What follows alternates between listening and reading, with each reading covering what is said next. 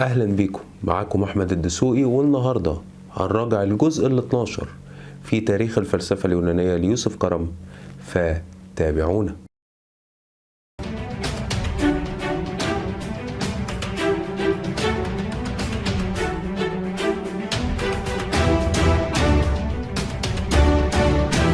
النهاردة هنتكلم على أرسطو في رأيه في الطبيعة والوجود، في رأيه في العالم، في رأيه في الطبيعة وإيه هي الطبيعة بالنسبة له، وهنتكلم شوية عن تصوره على الإلهيات، بس ممكن نقول تصوره على الإلهيات يأتي في الجزء ال 13. فأرجو إن انتوا تعرفوا أو تتابعونا علشان تعرفوا رأي أرسطو في العالم والطبيعة. أرسطو عنده بيقسم الوجود بتاعه تقريبا لثلاث أشياء. الشيء الأول هو الزمان، والشيء الثاني هو الحركة، أو نعتبر إن الشيء الأول هو الحركة ولكن الحركة بتعتمد على الزمن من وجهة نظر أرسطو، والشيء الثالث هو المادة أو الهيولة عنده، أو الهيولي وات ايفر أيا كان المصطلحات مش هتفرق، المهم الدلالة المعنوية واحدة.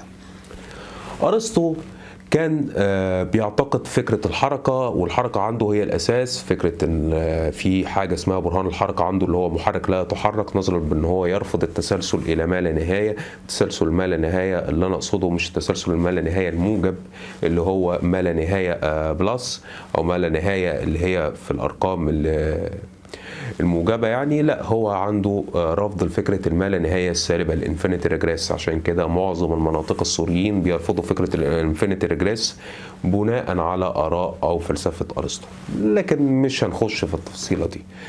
نتكلم بقى على فكرة أرسطو عن الوجود أو عن الحركة.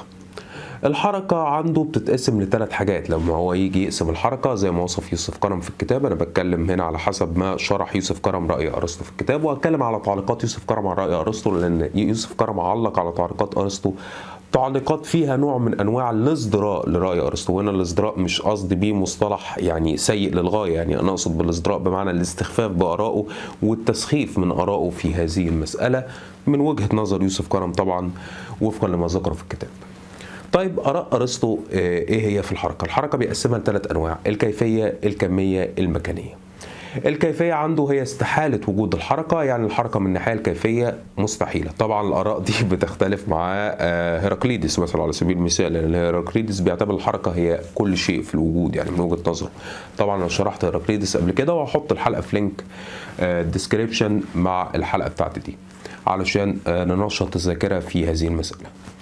طب الحركة بقى عند أرسطو من الناحية الكمية، إيه هي؟ الكمية بيفترض أنها استحالة ونقصان. يعني إيه استحالة ونقصان؟ نقصان يعني يحدث في الحركة نوع من أنواع النقص، أي أنها تتحول إلى مرحلة السكون، واستحالة أي أنها تتحول في بعض الأوقات إلى حالة استحالة الحركة، يعني في بعض الأوقات اللي هي مرحلة برضو السكون. طبعا المرحلة الكمية عند أرسطو هي الأجسام أو الإنسان، فالإنسان تتحول حركته إلى مرحلة سكون، لأن الحركة عنده اللي هي من مرحلة حركة لسكون في الجسم بتتنقل أو يعني تقدر تقول تتغير من شكل الآخر. فمثلا الحركة عند الأجسام أو حركة عند الإنسان يعني بوجه عام بتتولد عن طريق القوة الفاعلة، فهو تعريف الحركة هي القوة الفاعلة من وجهة نظره. فبناء على ذلك فالإنسان مثلا لما يجي يتحرك أو لما يجي يجري، هو هنا بيولد نوع من أنواع الحركة وبيولد نوع من أنواع القوة والفعل في إطار زمكاني، فهو هنا بيفترض أن الزمان هو نقطة مهمة للحركة. فعشان كده أرسطو بيفترض أزلية الزمن. هو عنده زي ما أنا قلت في الأول ثلاث أزليات، لازم نعرف فلسفة أرسطو بناء على ذلك: أزلية الزمان، أزلية الحركة، أزلية الهيولة أو المادة، أو أزلية الهويلي وات ايفر أيا كان المصطلح برضه. طب هنا بقى نخش في النقطة بتاعتنا، هي المكان. ايه هو المكان او الحركه المكانيه عند ارسطو؟ طبعا الحركه المكانيه عند ارسطو تعريفه هو الانتقال من حركه الى حركه، او الانتقال من كون الى كون، او الانتقال من مكان الى مكان. طبعا ما فيش حاجه اسمها كونين عند ارسطو او كون متعدده. ارسطو عنده كون واحد، الكون احادي فقط، يعني حتى هو بيثبت ازليته، ازليه العالم في صوره الهيوله طبعا. طب ليه بقى لما بتحصل في صورة مكانية بتنتقل من حال إلى حال أو من مكان إلى مكان ليه بيعرف الحركه على انها انتقال؟ هنا بيفترض ارسطو مثلا على سبيل المثال، لو انا هفترض ان انا مثلا موجود في بلد زي مصر، طبعا ده مثال من عندي يعني، انا بلد زي مصر، انا هنا في مكان اسمه مصر، انا لما عايز انتقل من مكان اسمه مصر لمكان اسمه فرنسا، انا هنا هنتقل من مكان الى مكان. علشان يحدث هذا الانتقال من مكان الى مكان لازم يحدث حركه، والحركه دي بتحصل في اطار مكاني او في اطار حيز مكاني. اذا ارسطو يفترض ان الحيز المكاني يحدث في اطار حركه، والحركه تحدث في اطار مكاني، اذا الحركه مرتبطه بالمكان والمكان مرتبط بالحركه. يبقى هنا المكان عنده ليس معتمد بالشكل الرئيسي، لانه هو بيفترض ان المكان معتمد بشكل كبير على الحركه وليس العكس. لذلك ارسطو يفترض بحدوث المكان ولكنه لا يفترض بحدوث الزمان، يفترض بأزلية الزمان. طب دي تخيل ارسطو حول الحركه، وعرفنا الحركه عند ارسطو هي القوه الفاعله او القوه التي تنشا نتيجه فعل معين او فعل ما. اذا الموضوع عباره عن عده حركات او عده تحركات. طب هنا ارسطو بيقسم الحركه لنوعين، لو احنا وصلنا مثلا لفكره الازليه مثلا او فكره القدم. طب ايه هو تعريف القدم عند ارسطو؟ تعريف القدم عند ارسطو هو وفقا حتى لما ذكره ابن رشد، هو اي انه شيء ليس له عله او ليس يسبقه شيء. وده تعريف مخالف لتعريف المتكلمين او تعريف الاشاعره اللي بيفترضوا ان القدم هو الذي يسبق غيره، او الغير المسبوق بغيره، او غير المسبوق بعدم، وفقا لتعريف المحدث اللي انا عرفته طبعا قبل كده على ما اعتقد، او سواء ما عرفتوش نعرفه دلوقتي. هو في عمليه حادث ومحدث.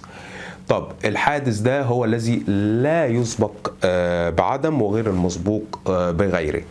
طب المحدث ده هو الذي ينتقل من حالة العدم إلى حالة الوجود. يبقى أنا هنا آسف، هنا أنا قلت المحدث هو غير مسبوق بغيره وغير مسبوق بعدم، لا، هو الحادث، هو الشيء الحادث، والشيء المحدث هو الشيء الغير مسبوق، قصدي الشيء الذي ينتقل من حالة العدم إلى حالة الوجود وفقا لتعريفات المتكلمين. طبعا التعريفات دي مش موجودة عند أرسطو. أرسطو ما عندوش حادث ومحدث، عنده حاجه اسمها عله ومعلول. وطبعا المتكلمين بيبنوا برضو على فكره العله والمعلول، بس مش هنخش في حته المتكلمين وحته الفلاسفه يعني. طب ارسطو كان شايف العله والمعلول لازم تبنى على شيئين، وده نفس تعريف الاستقرائيين بالمناسبه للسببيه اللي هي مبنيه على اثر ومؤثر، لازم تحدث نتيجه وجود شيئين، ما ينفعش شيء واحد زي ما افترض برضو المتكلمين على تعريف الحادث والمحدث، اللي هو ممكن يكون في حادث فقط للأشياء، والمحدث لازم يتبني على طريق الحادث، وبنوا عليها فكرة الممكن والواجب أو الدليل الإمني والإني، والدليل اللي هو برهان الصديقين أو دليل الإمكان زي ما يسموه. لكن ده برضو مش الاعتبار في أرسطو، بس هم بانيين على أرسطو برهان اسمه برهان السببية وبرهان الحركة. وإن كان أرسطو كان يعتقد بأن لا يوجد برهان على وجود إله من الناحية الاستنباطية، بل هو شايف البراهين على وجود إله تبنى على الفكرة العلمية أو الفكرة الطبيعية من وجهة نظره الشخصية. طب أرسطو هنا دخلنا كده بقى في متكلمين وفلاسفة مسلمين والكلام ده، بس هنا نخش بقى على أرسطو فقط. أرسطو زي ما أنا قلت بيفترض أن الحركة بتنقسم إلى تسلسلية وحركة مادية. الحركة المادية حركة إلى ما لا نهاية، وهنا بيرد على ديمقريطس اللي كان بيفترض أن الحركة هتفضل ماشية لحد لما توصل إلى جزء لا يتجزأ. الجزء لا يتجزأ ده هو اللي بيمثل جوهر الفرد وهو الشيء الأزلي، ودي فكرة تعتبر منطقية عند ديمقريطس، لكن أرسطو بيرفض هذه الفكرة وبيعتبر أن الحركة مش متسلسلة، آسف، لأن هو بيرفض التسلسل اللي هو الانفينيتي ريجريس. لا، الحركة المادية ما لا نهائية معتمدة بشكل رئيسي على المادة. يبقى هو نفترض الحركة المادية ما لا نهائية، الحركة المادية تتولد إلى ما لا نهاية وتتجزأ إلى ما لا نهاية، وده ردا على ديمقريطس اللي كان بيفترض أن الحركة شيء حادث وليس شيء قديم. طب الحركة اللي هي من ناحية الحركة الذرية، يعني هو يوصل لناحية الأتوم، يعني اللي هي الذرة أو الجزء الذي لا يتجزأ أو الهيولة أو المادة وات ايفر، أيا كانت التعريفات مش هتفرق، المهم هنا الفكرة. طب هنا الحركه الماديه. الحركه التسلسليه لا، ارسطو زي ما انا قلت بيرفضها، نظرا ان هو بيرفض فكره الانفينيتي ريجريس، لان هو هنا بيرفض الانفينيتي ريجريس بفرض ان الحركه التسلسليه كده هتسلسل الفاعلين. هنا هيحدث تسلسل في الفاعلين، وهيحدث تسلسل في الفاعلين من وجهه نظره هيؤدي الى عمليه التناقض، لان هو لو هيؤدي الى عمليه التناقض هيؤدي الى شيء انقضاء ما لا ينقضي من ناحيه الفاعلين. هنا نفترض فاعلين الى ما لا نهايه، فعل الى ما لا نهايه، فعل الى ما لا نهايه، وده بيرفضه ارسطو. فهنا بيفترض الحركه ستتسلسل الى حد متناهي. الحد المتناهي ده هو محرك لا يتحرك تحتاجه بقيه الموجودات اللي هي عباره عن متحركات من وجهه نظر ارسطو. فبيفترض ان الحركه او المحرك الذي لا يتحرك او المحرك الاول هو اللي هيحرك جميع الاشياء ويحدثها، او بلاش يحدثها لان هو ما عندوش فكره الحادث والمحدث، لا نقدر نقول هيصنعها، لان هنا ابن رشد بيرفض فكره الخلق بمعنى الخلق من العدم، لكن هو بيقول فكره الصانع. هنا برضه هنفترض نفس الافتراض بناء على ابن رشد، الافتراض الارسطي، ان هو بيقول لك هناك صانع او هناك محرك، ليس هناك حادث او ليس هناك محدث او ليس هناك خلق من وجهة نظر ارسطو. ارسطو بيفترض فكرة الصانع، او نقدر نقول بشكل ارسطي دقيق لان ده تعبير رشدي بحت، الافتراض الارسطي الدقيق او الافتراض الارسطي المطلق هو محرك حركة. الحركة بالنسبة له عبارة عن عملية خلق او عملية حدوث او عملية صنع. ده من وجهة نظر ارسطو بحت، ارسطية بحت. طب هنا بقى نقدر نبني على فلسفة أرسطو في فكرة الوجود والطبيعة فكرتين. الفكرة الأولانية هي أن كل شيء متحرك، ما فيش حاجة اسمها سكون. من وجهة نظر السكون هذا معتمد على الحركة من الناحية الكمية، زي ما أنا شرحت أن هو قسم الحركة الكيفية وكمية ومكانية. يبقى هو هنا قال لك أن الحركة من الناحية الكمية هي اللي بيعتمد عليها في النقصان إلى عملية السكون، لكن أما عملية المكانية فدي حركة بحتة، يعني حركة زي ما بيقول لك كده بالتعبير العامي حركة مطلق، حركة بشكل مطلق او حركة كحة يعني. فهو هنا بيفترض ان الحركة تسير في اطار مكاني الى انتقالات الى اعتماد على المادة. اما هنا من ناحية الحركة الكمية فهنا ممكن الحركة تنتقل من ناحية السكون، بلاش تنتقل، تنتقص الى ناحية السكون. ده افتراض ارسطي بحت. طبعا يوسف كرم هيقول لك يعني تحياتي، يعني تحياتي يا ارسطو. ارسطو قصدي يوسف كرم بيزدري ارسطو في النقطه دي، وبيقول لك ان ارسطو كلامه سخيف وكلامه مصادر على المطلوب وفقا لما يذكر يوسف كرم، مش انا اللي بقول. لان يوسف كرم طبعا رجل في الاخر مسيحي يعني، او مسيحي متدين، فالمسيحيين متفقين حتى مع المسلمين في النقطه دي ان الفكره تبنى على فكره ان هناك عله اولى او هناك عليه اولى للوجود او مسبب اول للوجود، فما ينفعش تبني السببيه على فكره عله ومعلول مع بعض، ارتباط شرطي ما بينهم. فهنا بيقول لك ان لا، ان لازم الوجود يبنى على وجود اول او مسبب اول من العدم او من لا شيء. فهو هنا بيزداد راي ارسطو في النقطه دي، وبيرفض فكره ان الحركه من الناحيه الماديه حركه أزلية من وجهة نظره الشخصية، من وجهة نظر أرسطو. فهنا يوسف كرم بيرفض هذا الرأي، وبيعتبر يوسف كرم بتعبير صريح في افتراض أرسطو لقدم المادة أو قدم الهيولة أو قدم الهويلي وات ايفر، مش هتفرق. إن هنا بيقول لك يوسف كرم أن رأي أرسطو خطير على الأديان الإبراهيمية. هو هنا بيقول لك الأديان بس أنا بتعبير أدق الأديان الإبراهيمية، لأن الأديان التانية مش هيكون عندها مشاكل مع رأي أرسطو في النقطة دي. طبعا هنا في بعض الفلاسفه المسلمين تبنوا آراءه زي ابن رشد وابن سينا والفارابي في حته قدم الماده وازليه الماده، لكن ازليه الماده عند الفلاسفه المسلمين تختلف بشكل صغير نوعا ما او بشكل جزئي عن الازليه الماديه الارسطيه، نظرا ان ارسطو يعتبر ربوبي، بينما هؤلاء الفلاسفه بانين فلسفتهم على الدين الاسلامي طبعا، فهنا ما يقدروش يخالفوا بعض القواعد المبنيه على التصور الالهي عند المسلمين او في التصور الاسلامي عامه. طب هنا هنقول شيء أخير حوالين فكرة قدم العالم أو أزلية العالم عند أرسطو. زي ما أنا عرفت القدم أو الأزلية عند أرسطو بتعريف رشدي طبعا، لأن تعريف الرشدي هو تقريبا التعريف الأرسطي، هو الذي غير مسبوق بعلة أو غير المسبوق بشيء، أما غير المسبوق بغيره فده ما الصراحة أرسطو ما افترضوش. طب أرسطو لما هنا بيقول لك غير المسبوق بعلة أو غير المسبوق بشيء، يعني هو بيعتبر إن في 3 أشياء هي قديمة عنده، هنا غير مسبوقة بعلة وغير مسبوقة بشيء. ايه هم؟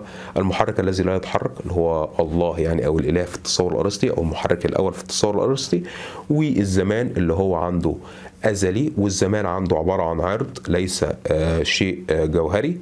وانا هنا شرحت، انا قصدي في الحلقة السابقة او الجزء السابق شرحت فكرة العرض والجوهر، وممكن تتابعوا الاجزاء السبع عشان تفهموا ايه هو العرض وايه هو الجوهر، خاصة الجزء ال11 اللي انا شرحت فيه فكرة العرض والجوهر، فمش هشرحه تاني. لكن فكرة العرض باختصار شديد اي انه الناشئ من الجوهر او المعتمد على الجوهر بشكل رئيسي.